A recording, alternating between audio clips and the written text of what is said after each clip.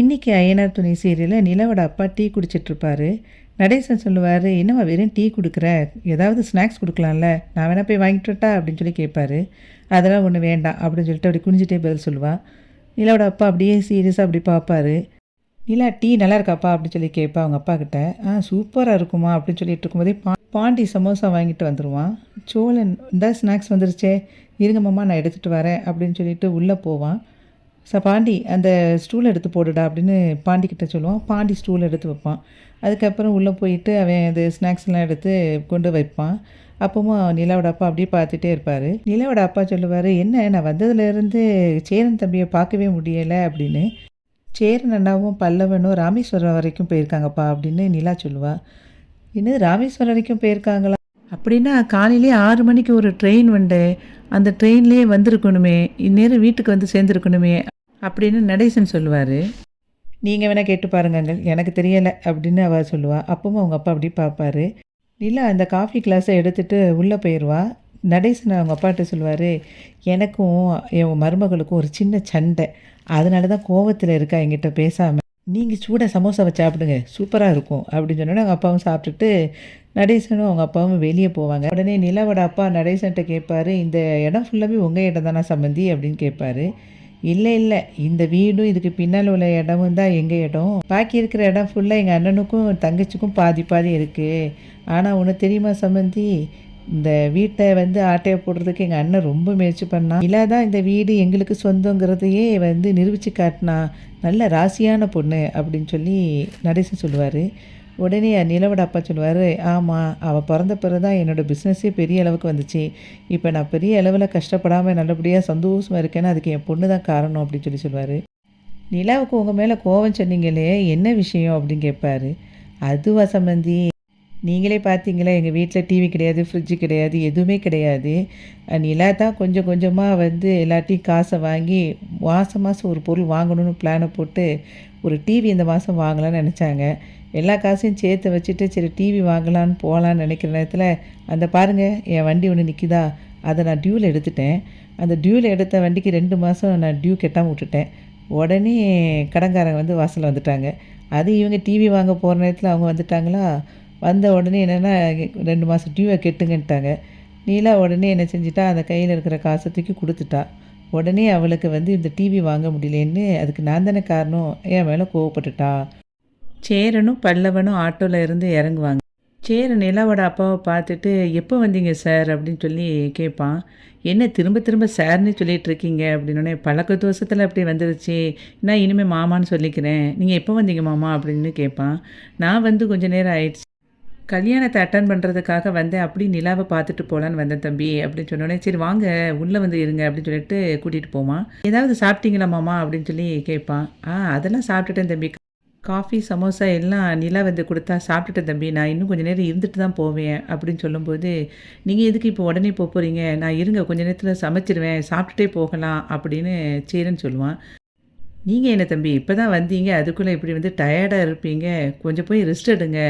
நிலா கோவிலுக்கு போகணும்னு சொன்னால் நான் அவளை கூட்டிகிட்டு போயிட்டு வந்துடுறேன் அப்படின்ட்டு, நிலா நீ கிளம்பிட்டியாம்மா போயிட்டு வருமா அப்படின்னே, போகலாம்ப்பா நான் கிளம்பிட்டேன் அப்படின்னு சொல்லிட்டு சேரன்ட்ட சொல்லுவா. பக்கத்தில் உள்ள கோயிலுக்கு தானே போகிறேன், போயிட்டு வந்துடுறேன் அப்பா கூட அப்படின்னு நிலா சொல்லுவாள். சோழன் திருதுன்னு முழிச்சிட்டு, நிலா உன் கூட நான் வேணா கோயிலுக்கு வரட்டா அப்படின்னு சொல்லுவான்.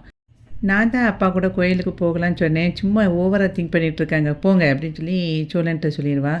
பல்லவா நீ போய் இட்லி ஊற்றி வச்சுருக்கேன், சாம்பாரும் இருக்குது, சாப்பிடு, அண்ணே நீங்களும் சாப்பிடுங்க அப்படின்னு சொல்லிட்டு அவள் கிளம்பி போயிடுவாள். பல்லவன் நேராக சோழன்ட்ட போய் சொல்லுவான், அண்ணே அண்ணி வந்து இப்போ கூட்டிகிட்டு போகிறாங்களே, திரும்பி வந்துடுவாங்களா அப்படின்னு சொல்லி கேட்பான். நானும் அதுக்கு பயந்து போய் தான் அவகிட்ட வரட்டுமான்னு சொல்லி கேட்டேன். ஓவரா சீன் போடாதீங்க போங்க அப்படின்ட்டா அப்படின்னு சொல்லி சோழன் சொல்லுவான். பல்லவா நீ போய் முதல்ல குழி அப்படின்னு சேரன்னு சொல்லிடுவான். சோழன் அப்படி வாசலே பார்த்துட்டு நிற்பான். பாண்டி உடனே சொல்லுவான், ஏன்டா நீ இப்படி நிற்கிறதுக்கு பெசட்டில் அவங்க கூட சேர்ந்து போகலாம்ல அப்படின்னு சொல்லும்போது, வேண்டாண்டா அதுதான் கூட கொஞ்சம் பயமாக இருக்கும், நான் போகாமல் இருக்கிறதே பெட்டர் தான்டா அப்படின்னு சொல்லிட்டு உள்ளே போயிடுவான். பாண்டியும் உள்ளே போயிடுவான். நிலாவும் அவங்க அப்பாவும் கோயிலில் வாசல் அப்படியே உட்காந்து பேசிகிட்டு இருப்பாங்க. நிலாவோட அப்பா கேட்பாரு, உனக்கும் சோழனோட அப்பாவுக்கும் என்னம்மா சண்டை அப்படின்னு சொல்லி கேட்பாரு. உடனே நிலா சொல்லுவா, எங்கள் 2 என்ன சண்டை, சோழனோட அப்பா என்கிட்ட சொன்னாருமா உங்கள் 2 பேருக்கும் சண்டைன்னு. அப்படியா, சண்டைன்னு சொன்னாரா, என்ன சண்டைன்னு சொல்லி சொன்னார், டிவி வாங்குறதுக்குன்னு காசு கொஞ்சம் கொஞ்சமாக எல்லாத்தையும் வாங்கி சேர்த்து வச்சுருந்தியாம். அதையும் சொன்னார். ஆனால் டிவி வாங்குறதுக்குள்ளே கடன்காரங்க வந்து அந்த காசை வாங்கிட்டு போயிட்டாங்க அப்படின்னு சொன்னார். அதுக்கப்புறம் குடிச்சு குடிச்சு வேற காசை வந்து காலி பண்ணிக்கிட்டு இருக்கேன் அப்படின்னு சொன்னார். அவர் டெய்லி குடிக்கிறாராம்ல அப்படின்னு சொல்லும்போது நிலா அப்படியே திரும்பிக்கிட்டு எல்லா விஷயத்தையும் சொல்லியிருக்காரு பாரு ஓட்ட வாய் அப்படின்னு சொல்லிட்டு முணங்குவா. நிலாவோட அப்பா உடனே கேட்பாரு, என்னமோ சொன்னியா அப்படின்னோடனே, ஒன்றும் சொல்லலையே அப்படின்னு சொல்லிட்டு மழுப்பிடுவா. டெய்லி குடிச்சிட்டு உடம்ப கெடுத்துக்கிறாரு. எனக்கு அதனால தான் அவர் மேலே கோவம். ஆனால் போக போக அவர் சரியாயிருவார் அப்படின்னு சொல்லிட்டு இருக்கும்போதே நிலாவோட அப்பா சொல்லுவார், அந்த வீட்டில் என்ன இருக்குன்னு நீ அங்கே இருக்கேன்னு எனக்கே தெரியலை. ரிசப்ஷனோட ரொம்ப பெருமையாக பேசிக்கிட்டு இருந்த, மைக்கை பிடிச்சி வாங்கி அவங்க வீட்டை பற்றி அவ்வளோ பேசினேன். எனக்காக வந்து பேசுனியா நீ அப்படின்போது, இல்லைப்பா உங்களுக்காக நான் பேசலை, உண்மைக்குமே அந்த வீட்டை வந்து நான் விரும்புகிறேன். அன்றைக்கி நான் பேசினது அந்த வீட்டை பற்றி உண்மையை மட்டும் தான் பேசினேன். அந்த வீட்டில் உள்ளவங்க எல்லாருமே ரொம்ப நல்லவங்க, எல்லாம் எனக்காக வந்து எல்லாம் செய்கிறவங்க தான் அப்படின்னு அவள் சொல்லுவாள். உடனே நிலவோட அப்பா சொல்லுவார், என்னது ஒரு டிவி வாங்க கூட வழி இல்லாமல் தான் இப்போ நீ கஷ்டப்பட்டுட்டு இருக்க. நீ எவ்வளோ வசதியாக வாழ்ந்த பொண்ணு. நீ விலை கூடின காரை கேட்டால் கூட நான் உடனே உனக்கு வாங்கி கொடுப்பேன். ஆனால் நீ வந்து இப்போ டிவி கூட வாங்க முடியல. இனிமேல் நீ வந்து டிவி வாங்குறதுக்கு எவ்வளோ நாள் ஆகுமோ, நீ அதை யோசித்து பார்த்தியா அப்படின்னு அவங்க அப்பா சொல்லுவார். அந்த வீட்டில் எல்லாருமே பசங்களாங்க இருக்காங்கப்பா. அவங்களுக்கு எதுவுமே என்ன பண்ணணும் எப்படி பண்ணணுங்கிறது தெரியலை. நான் தானே இப்போ வந்திருக்கேன். அப்போ அந்த வீட்டில் என்ன பண்ணணும் ஏது பண்ணணும் நான் தானே சொல்லணும். இப்போ தான் அவங்களுக்கு எல்லாமே புரியுது. அதனால் நான் வந்து எல்லாத்தையும் சரிப்படுத்திடுவேன் அப்படின்னு அவள் சொல்லுவாள்.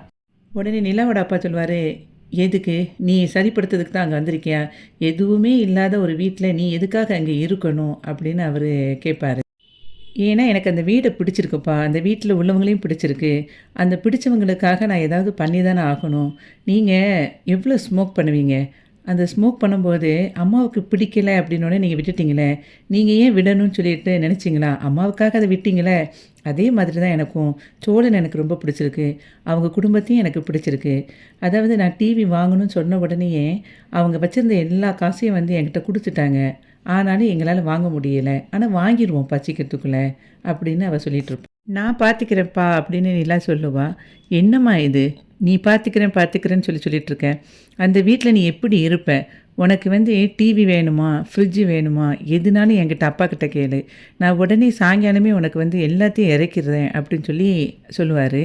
அப்போ அவள் சொல்லுவா, எப்பா எங்கள் வீட்டுக்கு நீங்கள் எதுக்கு வாங்கி கொடுக்கணும்? நான் ஒன்றுமே இல்லாமல் தான்ப்பா இந்த வீட்டில் 1 வருஷமாக இருந்தேன். நான் சந்தோஷமாக தான் இருந்தேன்.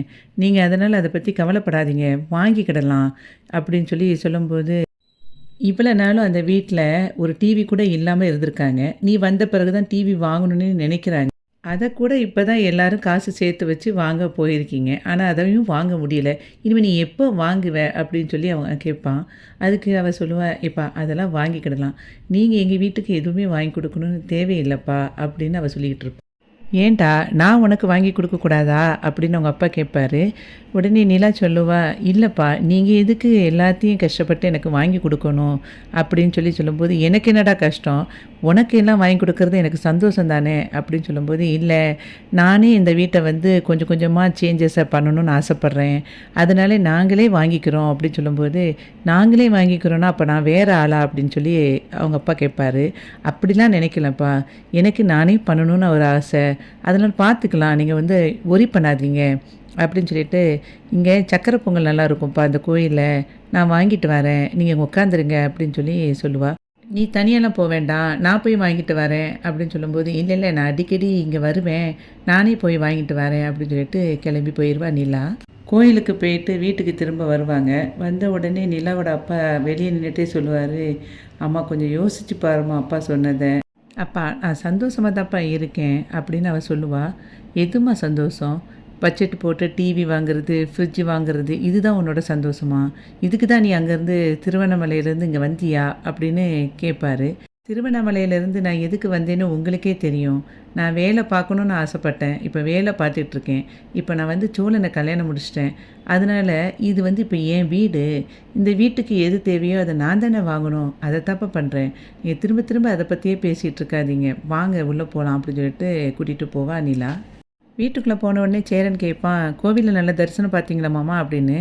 ஆமாம் தம்பி, நல்ல தரிசனம், நல்ல சாமி கும்பிட்டாச்சு அப்படின்னு சொல்லிட்டு இருக்கும்போதே சோழன் வந்து நிலா காதில் கேட்பான், எங்கே எதுவும் பிரச்சனை நடந்ததா? உங்கள் அப்பா வந்து சீரியல் வில்லன் மாதிரி சோழன் ரொம்ப கெட்டவன், அவங்க கூடலாம் சேர்ந்து வாழ வேண்டாம், வீட்டுக்கு வந்துருங்க அப்படின்னு எதுவும் சொன்னாரா உங்கள் அப்பா? அப்படின்னு கேட்பான் சோழன். ஆமாம், அப்படி தான் எங்கள் அப்பா சொன்னாங்க. நான் யோசித்து சொல்கிறேன்னு சொல்லியிருக்கேன் அப்படின்னு சொல்லிட்டு அவள் பாட்டுக்கு உள்ளே போய் அப்பா உங்களுக்கு தண்ணி எடுத்துட்டு வரேன்ட்டு போயிடுவா. உடனே சோழன் நினைப்பான், அதெல்லாம் சும்மா நம்மகிட்ட கதை விட்டுருப்பா, அப்படிலாம் அவங்க அப்பா சொல்லியிருக்க மாட்டார் அப்படின்னு சொல்லிட்டு அவனே பேசிக்கிடுவான். அப்பா தண்ணி குடிங்க அப்படின்னு சொல்லிட்டு தண்ணியை கொடுப்பா. அப்போ சேரன் சொல்லுவான், மாமா இருந்து சாப்பிட்டுட்டு போங்க அப்படின்னோடனே, இல்லை தம்பி எனக்கு வந்து கல்யாண வீட்டில் சாப்பிட்டதே வயிறு ஃபுல்லாக இருக்குது, வேணா ஒரு காஃபி வேணால் கொடுங்க அப்படின்னு சொல்லுவான். உடனே சரி இருங்க நான் காஃபி போடுறேன் அப்படின்னு சொல்லிட்டு இருக்கும்போதே நிலாவும் சேர்ந்து இருங்க நானும் வரேன் அப்படின்னு சொல்லிட்டு போயிடுவா.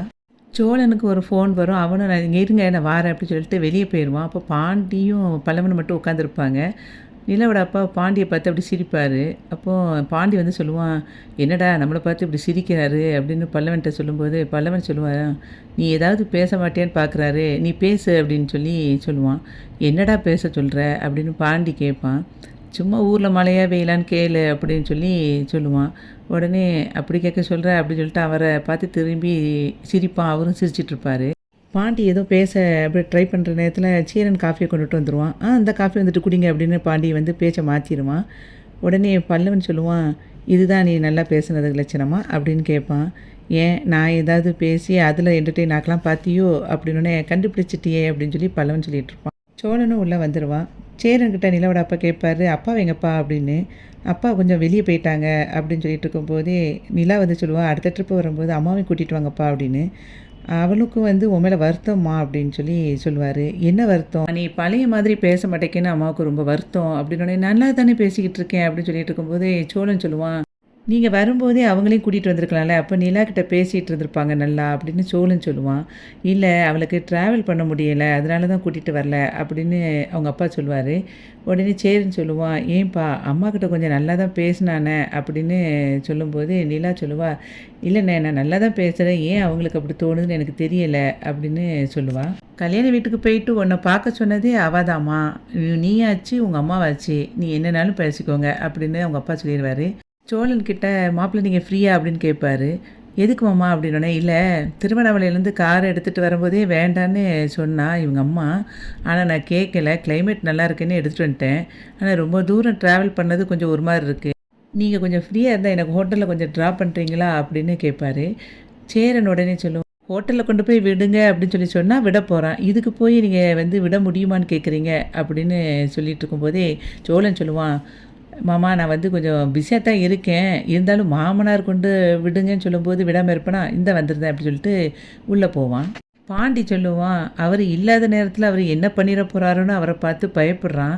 இப்போ என் மாமனாருக்கு செய்யாமல் வேறு யாருக்கு செய்வேன்னு சொல்கிறான், ஒன்றுமே புரியலையே அப்படின்னு சொல்லும்போது பல்லவன் சொல்லுவான், அண்ணனுக்கு நடிக்க சொல்லியா கொடுக்கணும் அப்படின்னு. உடனே பாண்டி சொல்லுவான், அதுவும் சரிதான் அப்படின்னு சொல்லிட்டு இருக்கும்போதே சாவியை எடுத்துகிட்டு வெளியே வருவான் சோழன்.